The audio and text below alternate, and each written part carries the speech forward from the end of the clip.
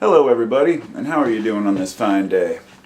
It's Carpo here, and this video is going to relate to smoking and vaping. And I just wanted to share this little tidbit of information with all of you out there.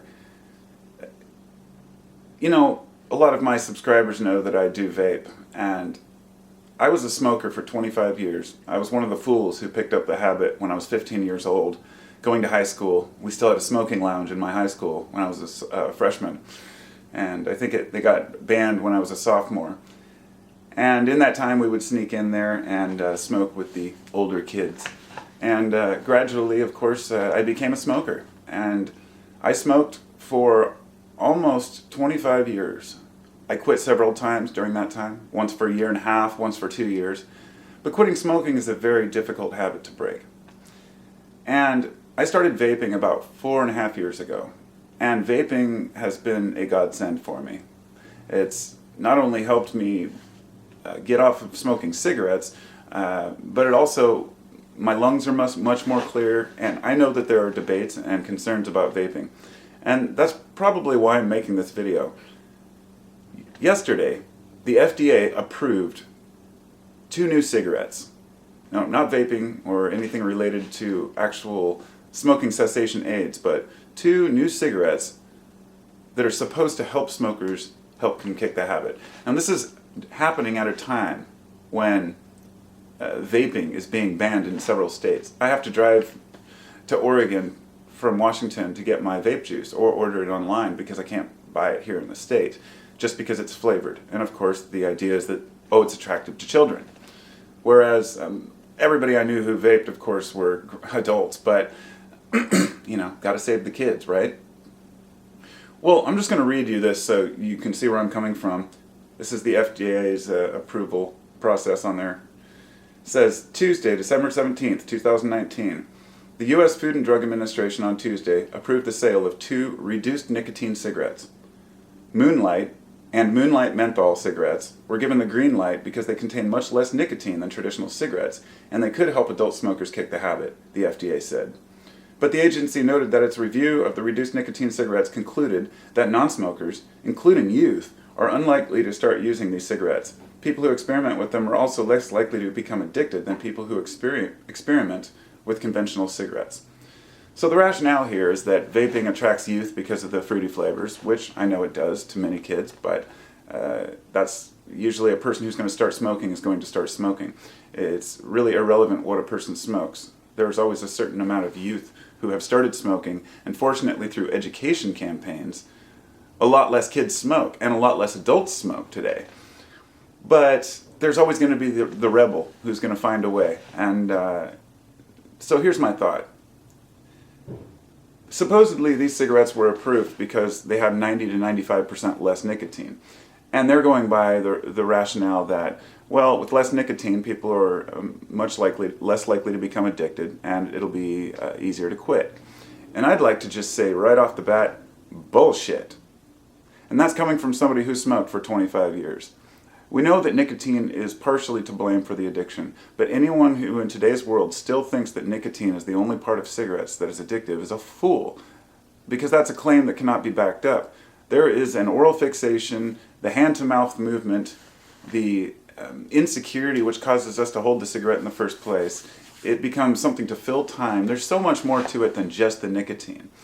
And the nicotine is definitely a part of it, of course.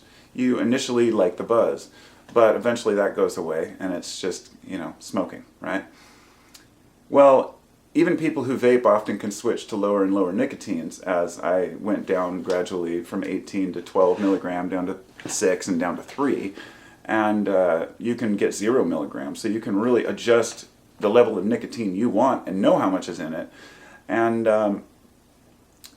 it's a very difficult time right now when, you know, we know that cigarette smoking has done so much damage. We also know that a few people have had issues and some people have died from vaping. The question was, how do we understand the correlation of the two between vaping itself and deaths from vaping? Is it the nicotine?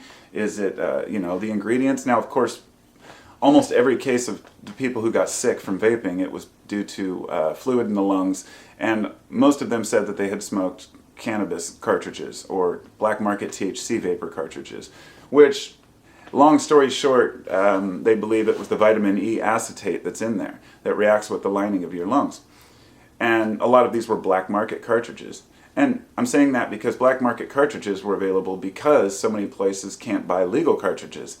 And this is the problem. This is why laws and regulations really prevent safety and think that they're actually helping. I don't trust the FDA. I mean, it's difficult to find any. I mean, of course, I know that they've protected us in the past. I know that, there are many regulations that do protect the consumer.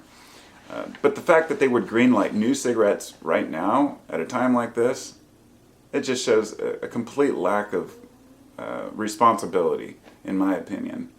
And the fact that people are still promoting these vape fears leads a lot of people who are smokers to think that vaping is more dangerous than smoking.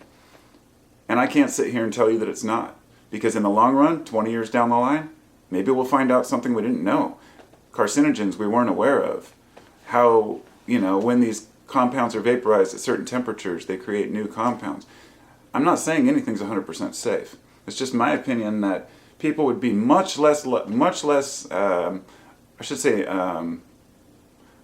perhaps much less likely to have health complications if they switched from smoking to vaping than they would if they just said, well, I'm going to smoke a lower nicotine cigarette and I'll feel better about it. If their intention is to quit, that might help. It might. But that flavor and that feel is still there, and that's the fixation that's hard to break. Getting away from the flavor of tobacco. And so those are my thoughts on it. I'll just end there. I don't know what else to say about this. I was just kind of shocked to find out that they're legalizing and passing and permitting new cigarettes right now. I mean, these companies that used to market how they did in the 50s and 60s to Americans, I mean, we wisened up. People sued, the companies are still paying, I think, a $250 billion settlement over a period of 20 years. The tobacco companies, all they did was packed up shop and moved over to Indonesia.